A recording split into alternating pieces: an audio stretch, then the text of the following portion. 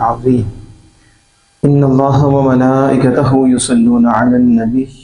يا أيها الذين آمنوا صلوا عليه وسلموا تسليما الصلاة والسلام عليك يا سيدي يا رسول الله وعلى آلك وأصحابك يا سيدي يا حبيب الله الصلاة والسلام عليك يا سيدي يا نبي الله وعلى آلك وأصحابك يا سيدي يا نور الله الصلاة والسلام عليك يا سيدي يا شفيع المجرمين وعلى آلك وأصحابك يا سيدي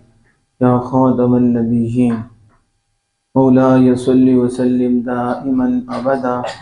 على حبيبك خير الخلق كلهم ثم الرضا عن أبي بكر وعن عمر وعن علي وعن عثمان ذي الكرم مولاي صل وسلم دائما أبدا على حبيبك خير الخلق كلهم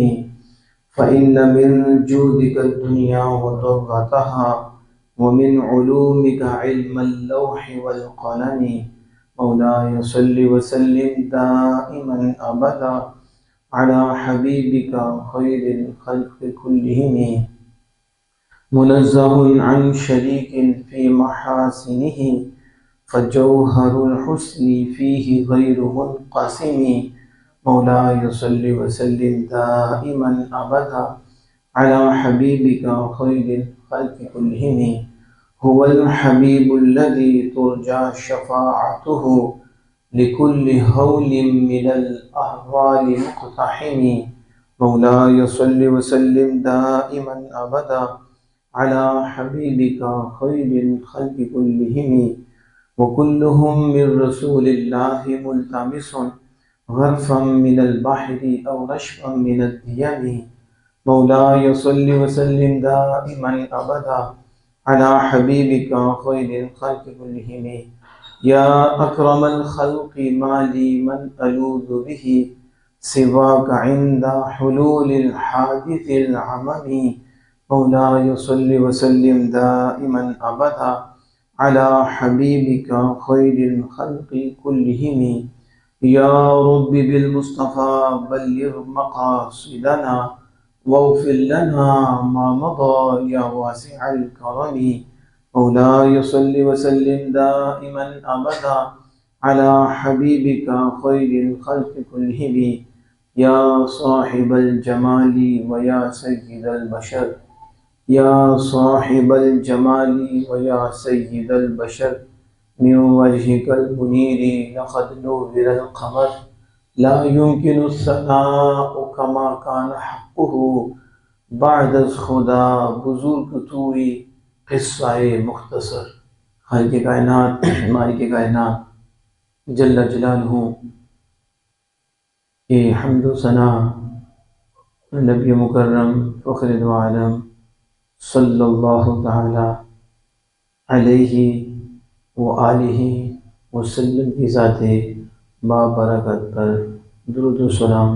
عرض کرنے کے بعد اللہ جل وعلا سے دعا ہے کہ مالک حق بیان کرنے ہمیں سننے سمجھنے عمل کرنے اور آگے پھیلانے کی توفیق عطا فرمائے۔ قرآن مجید برہان رشید کی تفسیر مالک کے فضل و کرم اور اس کے محبوب کریم صلی اللہ تعالی وسلم کی نظر عنایت سے جاری ہے۔ اللہ جل وعلا ہمیں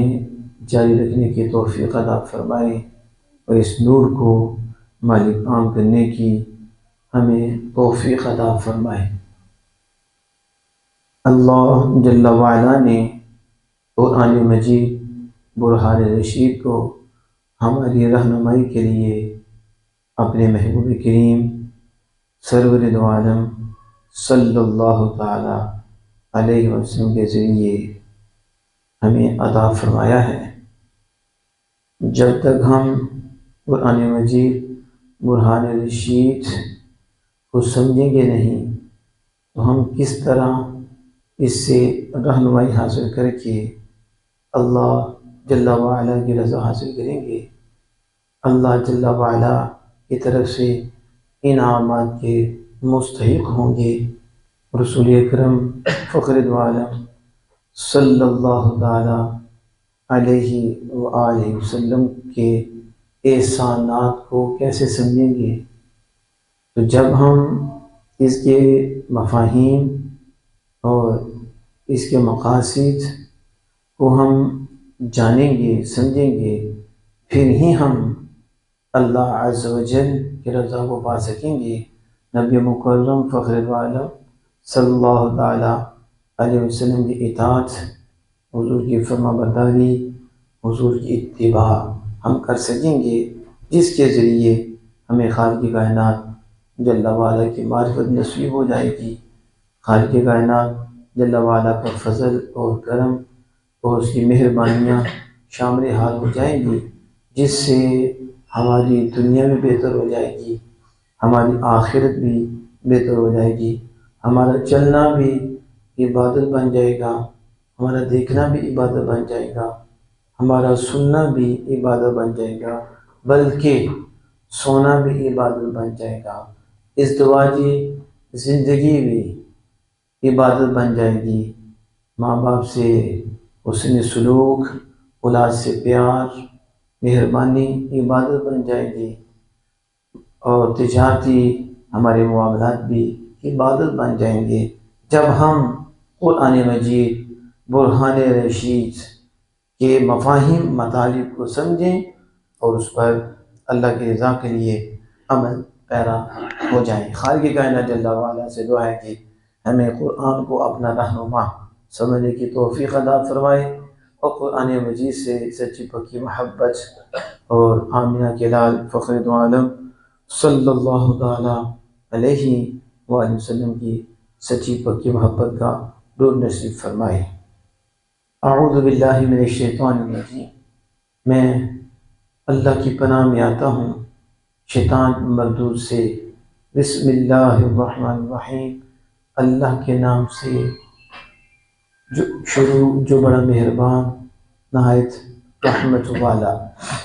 الحمدللہ رب العالمین، تمام تعریفیں اللہ کے لیے، رب العالمین جو تمام جہانوں کا مالک، تمام جہانوں کا پالنے والا، الرحمن الرحیم بڑا مہربان نہایت رحمت والا، مالک یوم الدین روز جزا کا مالک، قیامت کے دن کا مالک۔ رب العالمین پہ گفتگو جاری تھی۔ اللہ جل وعلا کے فضل و کرم سے سفر حرمین شریفین کی حاضری کے لیے وہاں حاضر ہوئے، تو بیچ میں یہ تسلسل ٹوٹ گیا تھا۔ ہم انشاءاللہ تعالی اللہ جل وعلا کے فضل و کرم سے پھر اسی سے ہم شروع ہوں گے، جب تک چاہا مالک نے یہ تسلسل کے ساتھ تصویر کا سلسلہ جاری رہے گا۔ تو رب العالمین میں بتایا کہ تمام جہانوں کا پالنے والا اللہ ہے، وہ تمام جہانوں کو پال رہا ہے۔ تو رب کا معنی پالنے والا بھی کیا، رب کا معنی مالک بھی کیا، اور رب کا معنی سردار بھی کیا۔ یہ رب کا معنی سردار بھی ہے، پالنے والا بھی ہے، رب کا معنی مالک بھی ہے۔ عیسائی جو ہیں وہ اللہ جل وعلا کو اب یعنی باپ کہتے ہیں،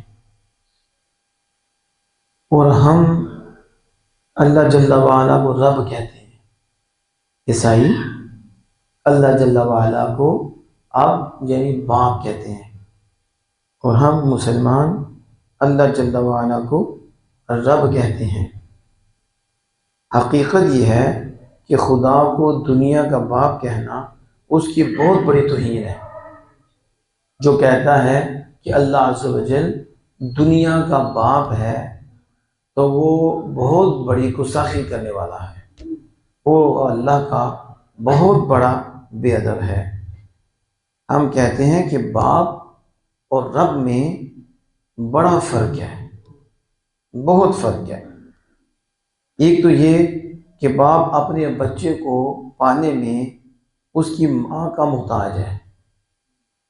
اکیلا نہیں پال سکتا، وہ بچے کو پالنے میں ماں کا محتاج ہے اور اس کی مدد سے وہ بچے کو پالتا ہے۔ رب بندوں کو پالنے میں کسی کا محتاج نہیں ہے، جبکہ باپ پالنے میں ماں کا محتاج ہے۔ ایک فرق تو یہ، وہ اللہ الصمد ہے، وہ بے نیاز ہے، آگے اس نے ذرائع اور وسائل بنائے ہیں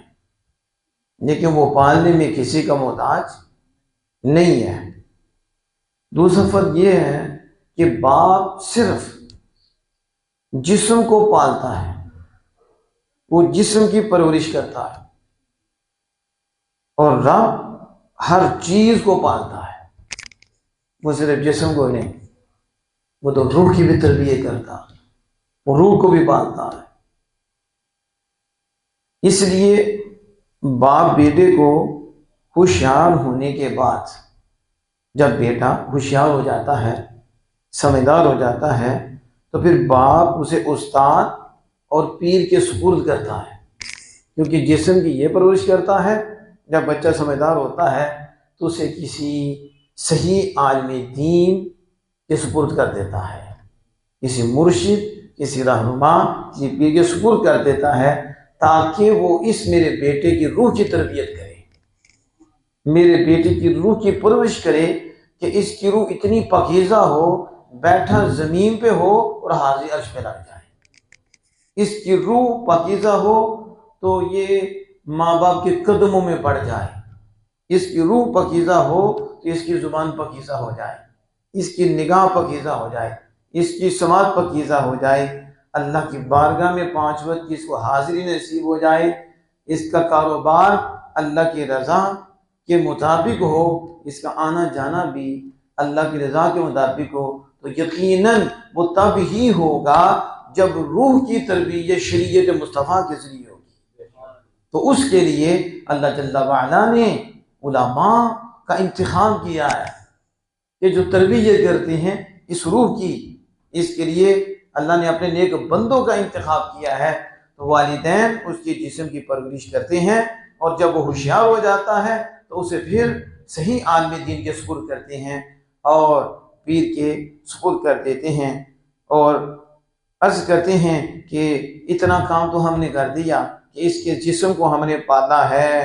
اب آپ اس کی روح کی اصلاح فرما دیجیے، اب اس کی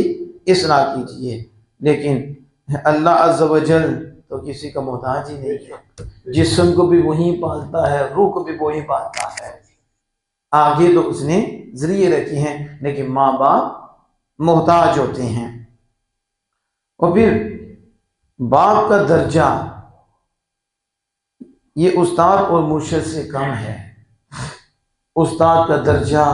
باپ سے زیادہ ہے، استاد کا درجہ ماں سے زیادہ ہے۔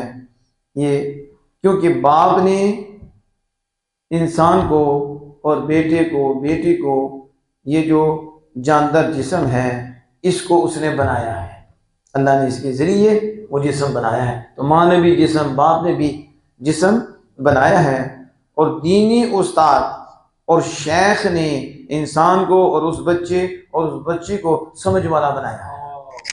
ان کے پاس انہیں سمجھ آتی ہے، ان کے پاس انہیں اس چیز کا خیال آیا ہے کہ ہم نے اس دنیا میں کیسے رہنا ہے، ان کا خیال پاکیزہ ہو گیا ہے، ان کی روح پاکیزہ ہو گئی ہے۔ اس لیے استاد کا مقام والدین سے اونچا ہے، مالی اعتبار سے تو والدین کا درجہ بڑا ہے، لیکن کہ روحانی اعتبار سے، روح کی تربیت کے اعتبار سے استاد اور مرشد کا درجہ والدین سے اونچا ہے۔ دیکھیے استاد کا حکم اللہ کا حکم ہے، اس کے حکم کو ماننا، اور ماں باپ کو الگ رکھا ہے، استاد کو اپنے حکم میں رکھا ہے۔ اللہ عز و جل نے شیخ کو اپنے حکم میں رکھا ہے کہ باپ نے عالم ارواح سے نیچے عالم جسم میں اتارا ہے، اور استاد اور شیخ نے اسے ایمان دیا جو باقی دولت ہے یہ اوپر سے نیچے لاتے ہیں، استاد نیچے سے اوپر لے جاتا ہے، کیونکہ جہاں سے آئے ہو اس طرف استاد لے جاتا ہے، عالم ارواح کی طرف لے جاتا ہے کہ تم نے یہاں نہیں رہنا، نہ یہ تمہارا وطن اصلی ہے، وطن اصلی تمہارا وہی ہے جہاں سے آئے ہو، لہذا جہاں سے آئے ہو اس حوالے سے وہ تربیت کرتا ہے تو اس کی توجہ آخر کی طرف لے جاتی ہے، اور وہ خالق کائنات جل وعلا کا بندہ آمینہ کے لال صلی اللہ علیہ وسلم غلام بن جاتا ہے۔ اس لیے استاد اور مرشد کا والدین سے مقام زیادہ اور بڑا ہے۔ پھر اللہ عز و جل نے مختلف قسمیں رکھی ہیں، انسان کی جنسیت، انسان کی نوعیت اور ہے، کہ جانور، دوسری چیزیں، ان کی بھی نوعیت اور ہے، یہ سارے، اور اسی طرح اللہ عز و جل ان سب کو پال رہا ہے، سب کی تربیت فرما رہا ہے، جہاں بھی ہیں، جس جگہ بھی ہیں، خالق کائنات جل وعلا ان کو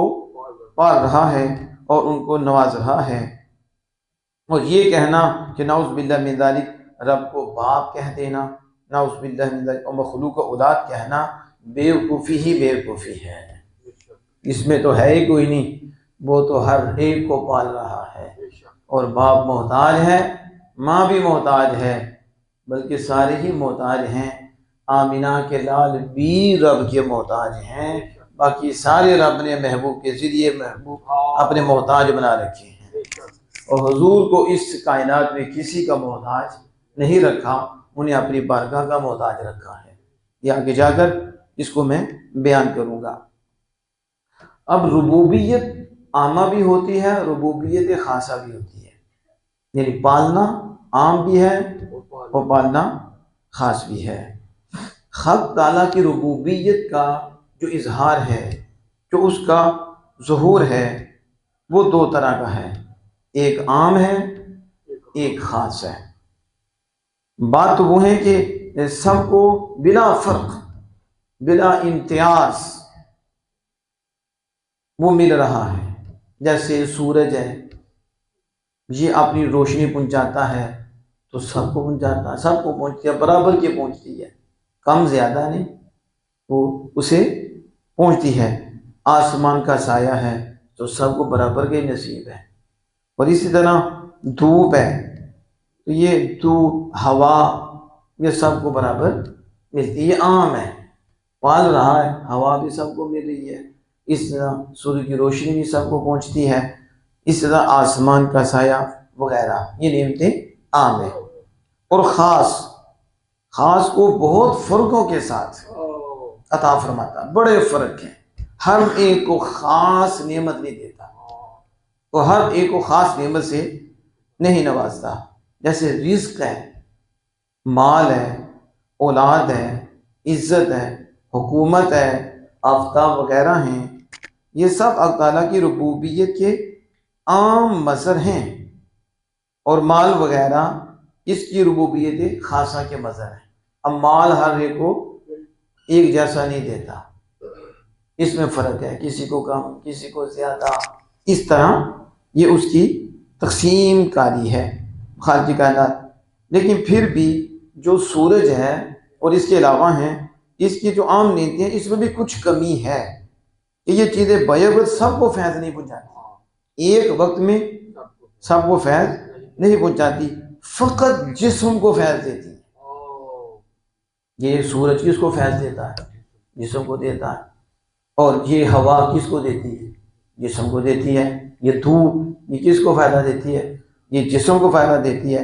اور یہ آسمان کا سایہ کس کو فائدہ دیتا ہے؟ جسم کو فائدہ دیتا ہے۔ اسی طرح اب رہ گیا مال، تو یہ خاص ہے، اس میں اللہ نے سب کو برابر رکھا ہی،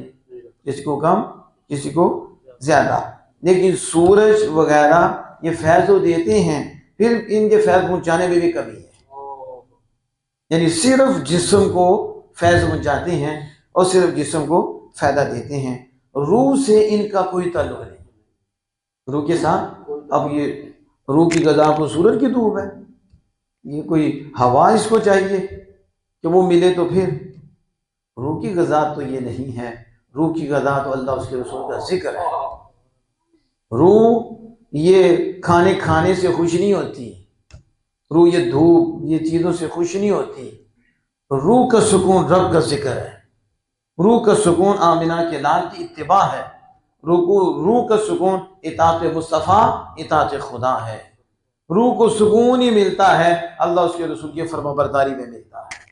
یہ روح کا سکون ہے۔ تو یہ سورج کب دیتا ہے، یہ چاند کب دیتا ہے، یہ کب یہ دھوپ دیتی ہے، یہ تو جسم کی پرورش کرتے ہیں، اللہ نے ان کو جسم کی پرورش کے لیے ذریعہ بنایا ان کو، لیکن روح کے ساتھ ان کا کوئی تعلق نہیں۔ تو حکمت الہی کا تقاضا ہوا، اور حکمت الہی نے چاہا کہ کوئی نعمت اس کی ایسی بھی ہو جو اس کی ہر طرح کی نعمت کو پہنچائے، ہر طرح کا فیض پہنچائے۔ باقی تو کوئی نہ کوئی نعمت کسی کو پہنچاتی ہے، کسی کو نہیں پہنچاتی۔ تو حکمت الہی کا تقاضا ہوا کہ میری کوئی نعمت ایسی بھی ہو جس کے ذریعے ہر ایک کو فیض پہنچے، اور وہ ہر ایک کو فیض پہنچائے، وہ ہر جگہ ہر وقت ہر چیز کو یکساں فیض پہنچائے، اور برابر عام بھی پہنچائے اور خاص کو خاص پہنچائے۔ یعنی عام جو ہیں ان کو عام فیض بھی پہنچائے، جو خاص ہے انہیں خاص نعمت بھی پہنچائے۔ تو کوئی ایسی نعمت ہونی چاہیے تو وہ فیض پہنچانے والی نعمت کہ جس کا فیض ہر ایک کو ملے، عام کو بھی ملے خاص کو بھی ملے، وہ میرے اور آپ کے آقا دو جہان صلی اللہ علیہ وسلم ہیں، جن کا انتخاب خالق کائنات نے فرمایا۔ اس لیے اللہ عز و جل نے فرمایا وَمَا أَرْسَلْنَاكَ إِلَّا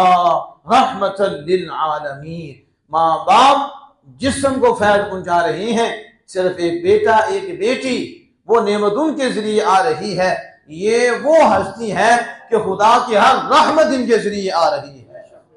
اور ہر کرم خدا کا ان کے ذریعے آ رہا ہے۔ وہ دو کو پالتے ہیں تو ان کا کوئی احسان نہیں اتار سکتا، ساری زندگی والدین کے احسان کے نیچے رہتے ہیں۔ یہ وہ ہستی ہیں کہ خالق کائنات ڈائریکٹ کسی کو پالتا ہی نہیں، جس کو بھی عام نعمت بھی دے رہا ہے، جس کو بھی خاص نعمت دے رہا ہے، اور جس کو بھی عام رحمت دے رہا ہے، اور جس کو بھی خاص رحمت دے رہا ہے، میرے اور آپ کے آقا کے ذریعے دے رہا ہے، اور دے کر یہ فرما رہا ہے وَمَا أَرْسَلْنَاكَ إِلَّا رَحْمَةً لِّلْعَالَمِينَ۔ ہم نے اس یار کو ہر جہان والوں کے لیے رحمت بنا کر رکھا ہے۔ یعنی ہماری ربوبیت کے مظہر کو دیکھنا ہے تو میرے محبوب کو دیکھ لو،